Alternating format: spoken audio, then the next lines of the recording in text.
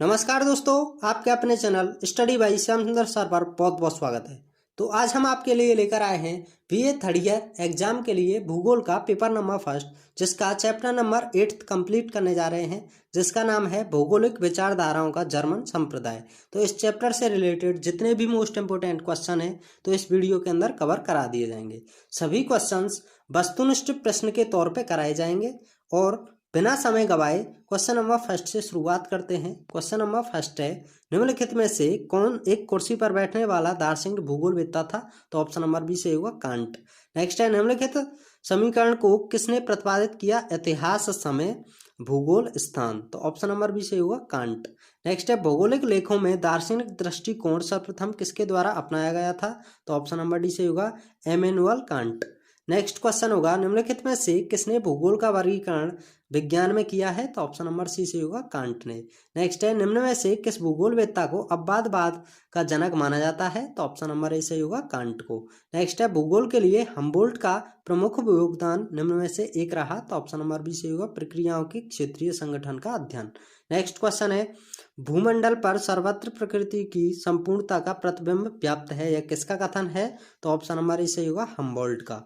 Next question होगा, Cosmos नामक पुस्तक किस विद्वान ने लिखी? तो ऑप्शन नंबर ए से होगा हम्बोल्ट ने। नेक्स्ट है, कॉस्मोग्राफी शब्द की रचना की? तो ऑप्शन नंबर बी से होगा हम्बोल्ट द्वारा। नेक्स्ट है, एशिया सेंट्रल नामक पुस्तक निम्न में से किसने लिखी? तो ऑप्शन नंबर ए से होगा हम्बोल्ट ने। नेक्स्ट क्वेश्चन है, निम्नलिखित में से किसने भूगोल को इस प्रकार परिभाषित किया है, भूगोल प्रकृति के अध्ययन से संबंधित है? तो ऑप्शन नंबर बी से होगा अलेक्जेंडर वॉन हम्बोल्ट ने। नेक्स्ट है, सन 1859 का वर्ष भौगोलिक चिंतन के इतिहास में एक ऐतिहासिक घटना थी, क्योंकि? ऑप्शन नंबर डी से होगा डार्विन की ओरिजिन ऑफ स्पीसीज पुस्तक प्रकाशित हुई थी। नेक्स्ट है, निम्नलिखित में से कौन सी घटना 1859 से संबंधित नहीं है? तो ऑप्शन नंबर डी से होगा कॉस्मोस का प्रकाशन, और सभी 1859 से संबंधित हैं। नेक्स्ट क्वेश्चन होगा, वॉन हम्बोल्ट के विषय में कौन सा कथन असत्य है? तो ऑप्शन नंबर सी से ही हो जाएगा, उन्होंने मानव भूगोल का विकास किया। तो ये असत्य है और सभी सत्य हैं। नेक्स्ट क्वेश्चन है, निम्नलिखित में से ज्ञान के सभी पहलुओं का समाविष्ट करने वाला सार्वभौमिक विज्ञान विकसित करना चाहते थे? तो ऑप्शन नंबर ए से होगा हम्बोल्ट। नेक्स्ट है, निम्नलिखित में से कौन सा वर्ष भूगोल के विकास में महत्वपूर्ण रहा, जब हम्बोल्ट तथा रिटर की मृत्यु हुई तथा डार्विन का प्रजातियों का उत्पत्ति प्रकाशित हुई? तो ऑप्शन नंबर बी से होगा 1859 में।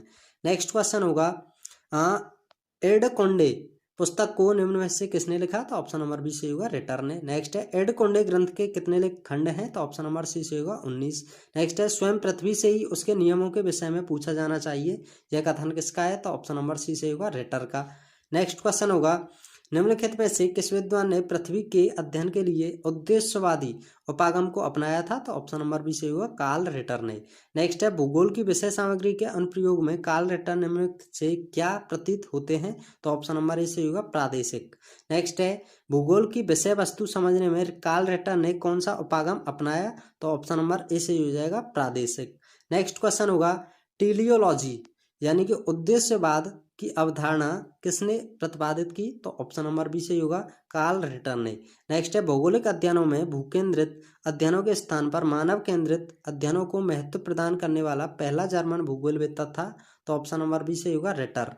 नेक्स्ट है, रिटर के अनुसार इस उपागम को कि कुछ भौगोलिक तथ्यों की व्याख्या वैज्ञानिक रूप से नहीं की जा सकती, क्या कहते हैं? तो ऑप्शन नंबर सी से होगा उद्देश्यवादी। नेक्स्ट है, भूगोल के अध्ययन में मानव केंद्रित दृष्टिकोण को अपनाया गया? तो ऑप्शन नंबर बी से होगा रिटर के द्वारा।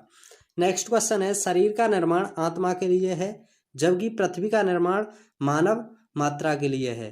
तो यह कथन किसका है? तो ऑप्शन नंबर सी से होगा रिटर का। नेक्स्ट है, निम्नलिखित में से किसने कहा कि भूगोल कुर्सी पर बैठकर कमरे में अध्ययन का विषय आर्म चेयर ज्योग्राफी नहीं है? तो ऑप्शन नंबर सी से होगा कांट ने। नेक्स्ट है, निम्नलिखित कथनों को पढ़िए और उनके उत्तर दीजिए। तो इसमें आंसर हो जाएगा 1 2 3, यानी कि ये सभी सही हैं।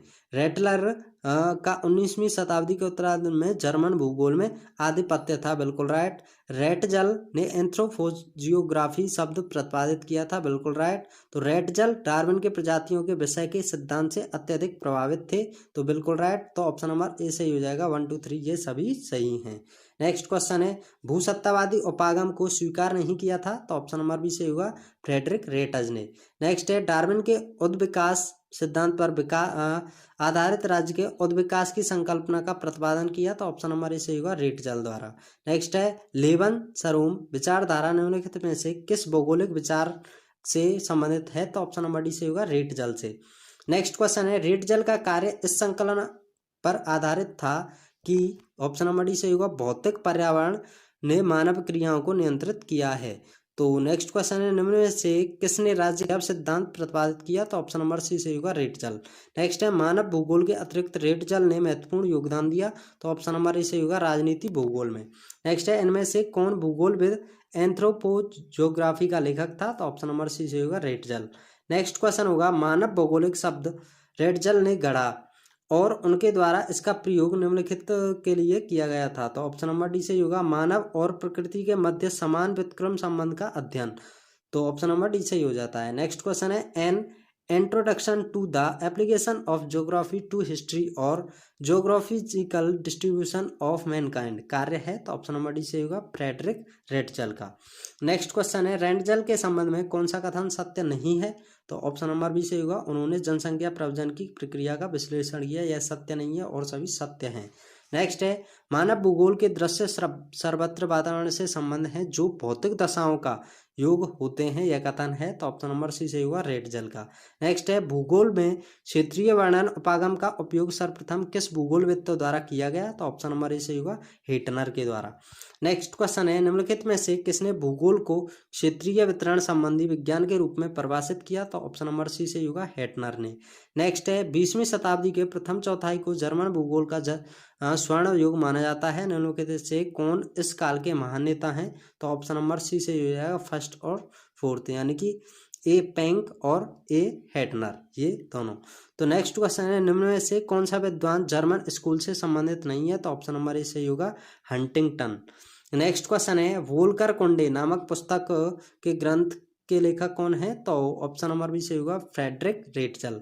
नेक्स्ट है हॉडसन के अनुसार आधुनिक भूगोल के क्षेत्र तथा पद्धति पर किसके अनुगामी कथन ने भविष्य के लिए भौगोलिक विचारधारा की दिशा निर्धारित की? तो ऑप्शन नंबर डी सही होगा रिच थोपिन के द्वारा। नेक्स्ट है रिच थोपिन का प्रमुख कार्य निम्न में से किसके संबंधित है? तो ऑप्शन नंबर सी सही होगा चाइना से। नेक्स्ट क्वेश्चन होगा चीन के उच्चावच का विशद अध्ययन किया था? तो ऑप्शन नंबर बी सही होगा रिच थोपिन ने। नेक्स्ट है निम्न में से किसने कहा भूगोल में भूतल की क्षेत्रीय भिन्नताओं का अध्ययन होता है? तो ऑप्शन नंबर डी सही होगा रिच थोपिन ने।